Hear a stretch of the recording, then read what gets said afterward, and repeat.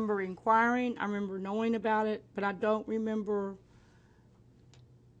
I mean, I don't have any, I mean, I have the problem is when we had the flood, my office didn't get flooded. Okay, but pre-flood, did you ever get a package in the mail from Southwestern Bell or a letter in the mail from Southwestern Bell that said, here is a printout of the calls that your phone number received on February 18th, 2001? Did you ever get I don't think, see that thing, I don't think I got that.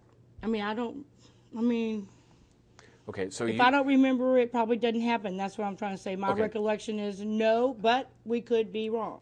So little tiny change. You did ask Southwestern Bell and to note it, to get you a copy of calls made to and from, or just to your house that day? I asked them to retrieve those messages that day off my machine. I asked officially in a letter. Okay, did you also ask them for like a printout of calls that you answered? No, I was going for the actual recording. Okay, so you just wanted that voicemail. I just wanted there's a process of reserving the voicemail in security, and I did go that way. I understand. Will you agree with me that the voicemail was the 5th phone call that morning? Technically, it was probably the 7th or 8th, because she called me all night.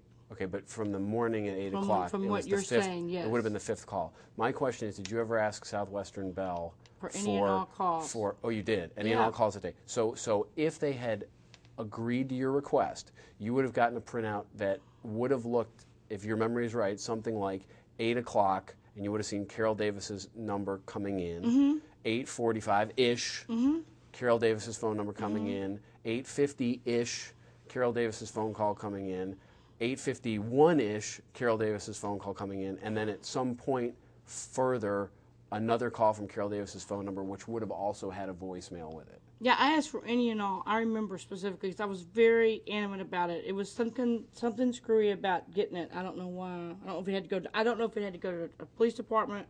See, there's something about that process that. Okay, but you don't know whether you actually got either a document. I know. I discussed it. I ordered it. I pressed it, but I mean to actually obtain it, I don't know if it goes to the police department or whether it goes to security or where it goes. But you don't remember actually getting it in the mail? I don't remember having it, no. And you couldn't tell me where it is right now, if it exists at all?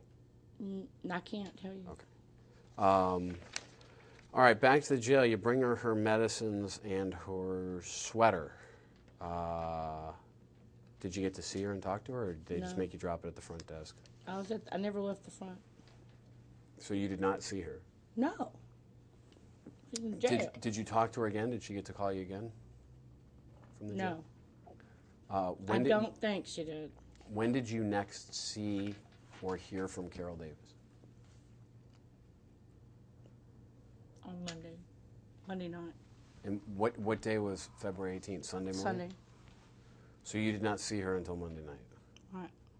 When was your understanding that she got out of jail? Well, I bailed her out. Joe picked her up. All right. Tell me early morning, late night, I don't know. All right. So it wasn't Sunday. All right. So it's Monday night. It's 36 hours later. Jesus, I don't know. Okay. Well, let me just back up 1 second. It could have been early morning that day.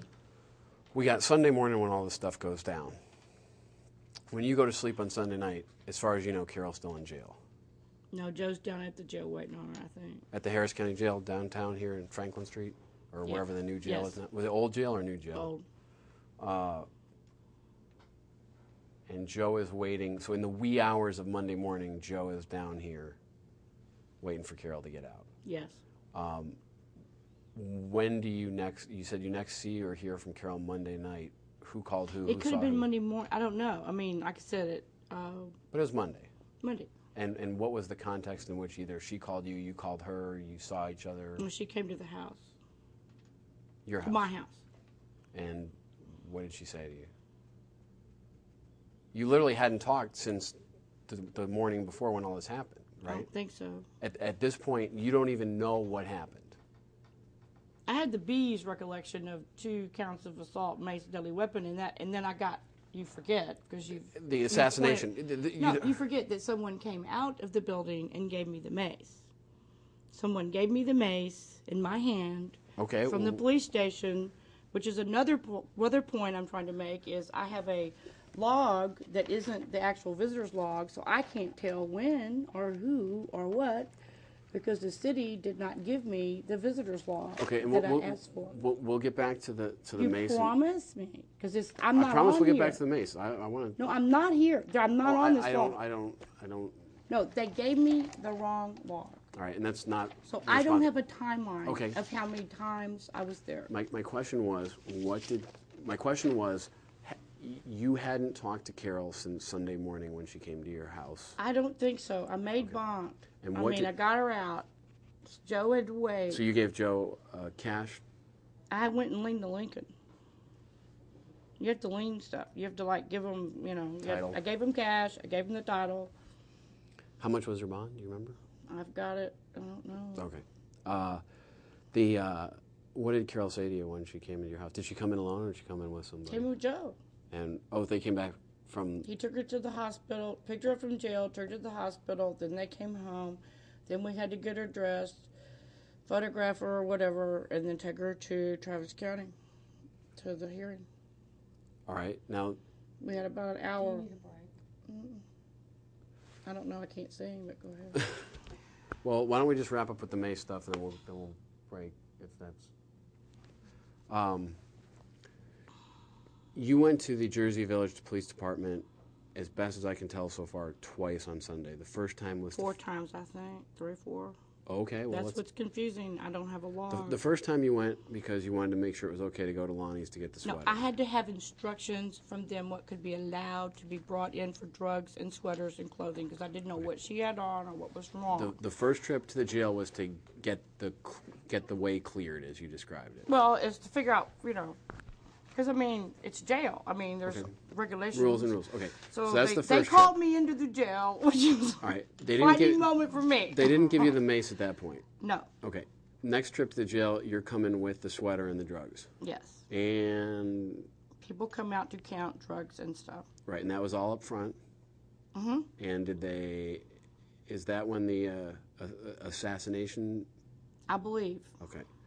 Because I had to go back in and ask. It might have been the third trip, but I think it was, that's where I'm confused. And on which trip and why did you go back a third time? When I talked to Richard Sewell, the lawyer, and Barbara, the lawyer, they said, because I was confused I didn't know the charge. But that was what's funny, is because I think I knew after he said what he said, I don't think I went back in. So I think it was 2 trips, and then he told me, or maybe it was 1 trip, and then he told me, but Barbara told me, and Richard said, go back in there, tell him she has counsel. We need to know what bond is, who jumped to the DA, because they didn't understand, what it was going to be.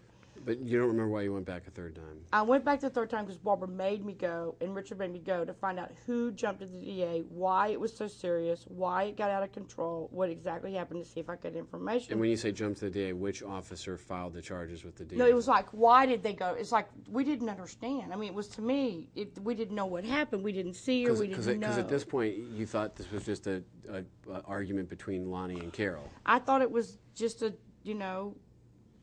I don't know what you'd call it. I didn't think. She already testified. Okay. Carol? I didn't know what condition she was in. I didn't have a clue. Characterizing her testimony. No. And that's where our problem Carol, would have been. you don't have standing to make this objection. And even if you do have standing, you can challenge the testimony when we try to bring it in at trial. It's a deposition. I can ask her the questions. She can answer them. If you have a problem with her answer or my question, you can move to keep it out of trial. But I'm going to ask her the question. Right now, she testified. She was on the phone. Carol, I don't care. I don't care what your thoughts are. I need to ask questions of my witness. Okay, well, I'm just making it clear that you're taking her testimony and you're not saying what she said. Okay, so, Ms. Davis, your objection at this point is that I'm mischaracterizing the testimony of the witness. Were you?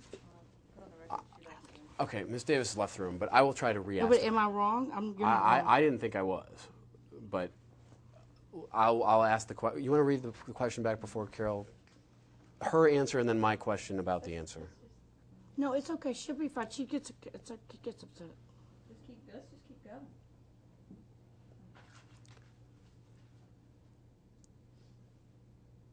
No, I'll object if you want me to. Y'all don't talk long.